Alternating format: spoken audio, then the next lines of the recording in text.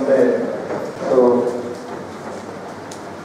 ఈ సంవత్సరం కొత్తగా బిల్డింగ్కి వచ్చేటువంటి having more number of means will help us in more number of procurement and processing. So అది కూడా మంచి ప్రారంభంగా భావిస్తున్నాను. అదే సందర్భంలో మరి అండ్ పోయిన సంవత్సరం ఆల్రెడీ టేకన్ స్టెప్స్ అండ్ అవన్నీ కూడా ఈ సంవత్సరం ఆల్రెడీ బీన్ రెక్టిఫైడ్ అండ్ దీనికి ఇంకా కొద్దిగా అదనపు వెసులుబాటు కూడా గత సంవత్సరం ఎఫ్సిఐలో మనం స్టార్టింగ్ చేసే సమయంలో ఎఫ్సిఐలో అప్పుడు ఈ అక్కడ హ్యాండ్లింగ్ కాంట్రాక్టర్స్ అపాయింట్ చేయక దాని FCI appointed all the handling contractors అందరూ సిద్ధంగా ఉన్నారు. So once start on building and అక్కడ ఇమీడియట్ అక్కడ స్టాక్లు నిల్వ ఉండడం వల్ల మరి అక్కడ ఎఫ్సిఐ గోడౌన్స్ దగ్గర కొంత స్పేస్ అనేది మనకి షార్టేజ్ వచ్చింది. మనకి ఈ రోజు ఉన్నటువంటి సమాచారం పరంగా ఫ్రమ్ టుడే ఈ రోజు మెట్రిక్ టన్స్ కూడా మనం అది రేట్లు మూవ్మెంట్ పెడుతున్నాం. అది కూడా ఈ వారం అయిపోతుంది. What I building is 2.4 lakh tons space is readily available with FCI.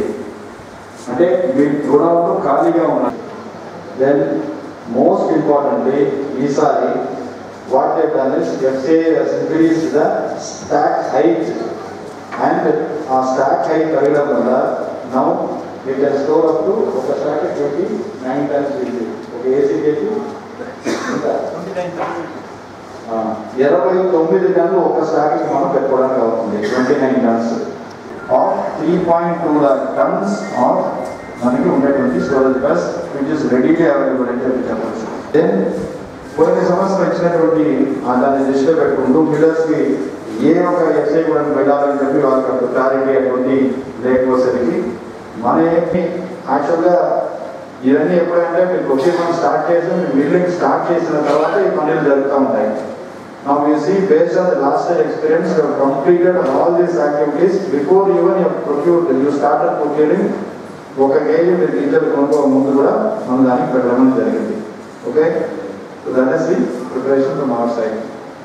And last time చేసినట్టు అలాగే మరి ఈసారి కూడా అదనపు స్టోరేజ్ ప్లేస్కి వైజాగ్ అగైన్ లాస్ట్ టైం మనకి 2 lakh tons స్టోరేజ్ ప్లేస్ అక్కడ వైజాగ్ మనకి ఇవ్వడం జరిగింది. So that also will be crossing this time.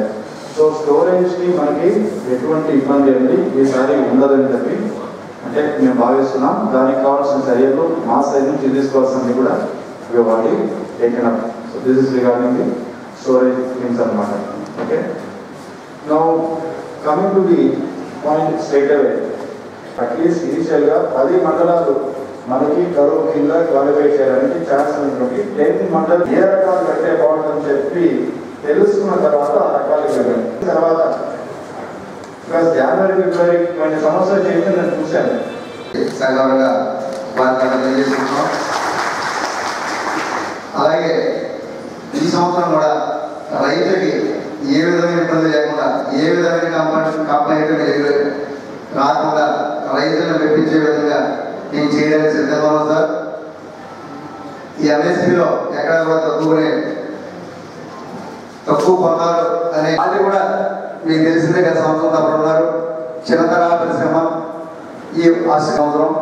అలాగే ఈ సంవత్సరం పూర్తిగా గత సంవత్సరం అయితే మేము అమౌంట్ వచ్చింది సార్. ఇప్పుడు తిరిగి 5,000 పోయినా పర్వాలేదు. ఇకపోతే ఈ ఉన్న సమస్యలు ఏవి కూడా ఎఫ్సిఐ వారి గొడవలు తమ దయ వల్ల కానీ అయినప్పటికీ కూడా వారు ఏంటంటే లేకుండా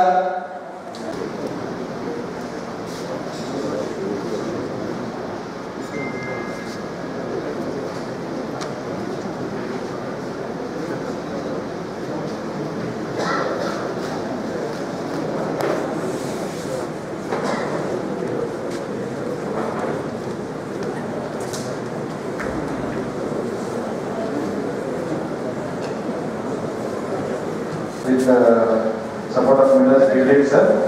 అయినా లాస్ట్ టైం మనం చేసేటప్పుడు కొత్తగా ఈ షార్టేజ్ని పెట్టడం దాని తర్వాత మనకి అక్కడ ఎఫ్సిఐని మనం ఎక్కువ ఎఫ్సిఐ పైన ఆధారపడి ఉండడం అండ్ దాని అన్నిటి వల్ల మనకి కొంత ప్రొక్యూర్మెంట్లో ఇష్యూస్ వచ్చినాయి సార్. అది వాస్తవం. ఏమంటే ఆల్మోస్ట్ 3,41,000 అందరికీ స్టోరేజ్ స్పేస్ అవైలబుల్గా ఉంది సార్. పేరు పేరున హృదయపూర్వక నమస్కారాలు తెలియజేస్తున్నాను. చాలా సంతోషం. ఇది మన సీజన్ ప్రారంభం ముందే మనం ప్రారంభించాం కనుక ఈ కార్యక్రమం గౌరవ మిగతా ముఖ్యమంత్రి ఆలోచనకు అనుగుణంగా మీకు ఏ ఇబ్బంది లేకుండా కరెక్ట్గా చెప్పినటువంటి కోఆర్డినేట్ చేసుకొని అత్యంత ఇబ్బందికర పరిస్థితులు మీ అందరూ చాలా మంది రైతులు ఉన్నారు. వ్యవసాయం ఇప్పుడు నేను కూడా ఒక రైతుని, తర్వాత మిల్లర్ని, తర్వాత రాజకీయాలకు వచ్చినటువంటి ఉద్యోగస్తుని, తర్వాత రాజకీయ నాయకుడు కనుక మీ ఇబ్బంది కూడా నాకు తెలుసు. అలాగే ప్రభుత్వం తాలూకా ఆలోచన కూడా మీరు అందరూ దయచేసి సహకరించాలని మీ అందరికీ విన్నవించుకుంటున్నాను.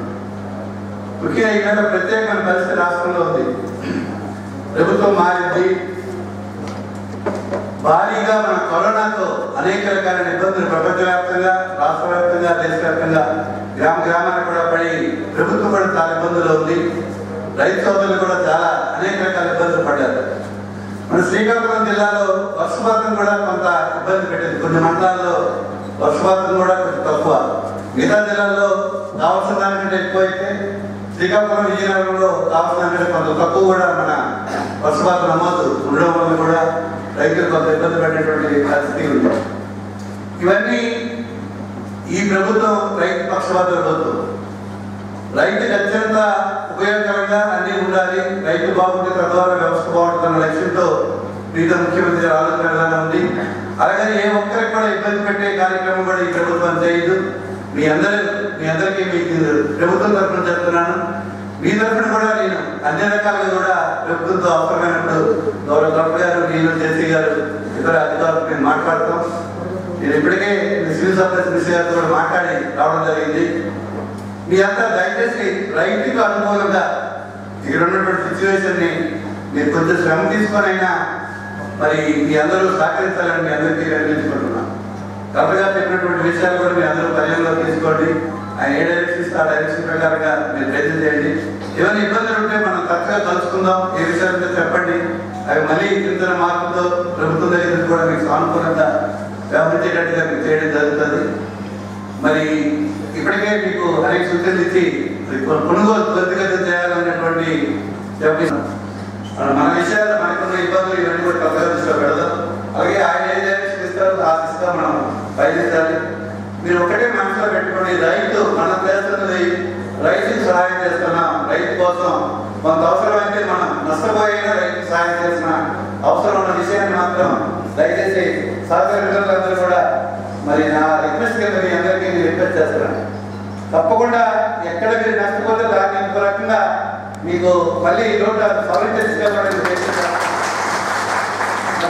గట్టిగా మీరు తర్వాత నేను గౌరవ కలెక్టర్ గారికి ప్రతిపాదన చెప్తాను. రైతు గౌరవప్రదమైనటువంటి స్థాయిలో మన గౌరవ కూడా ఉంది.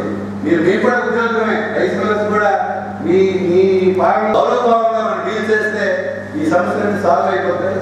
మన ఏదో దురుము, అధికారం ఇవన్నీ కంటే కూడా సామరస్య ద్వారంలో మనం వెళ్ళేటప్పుడు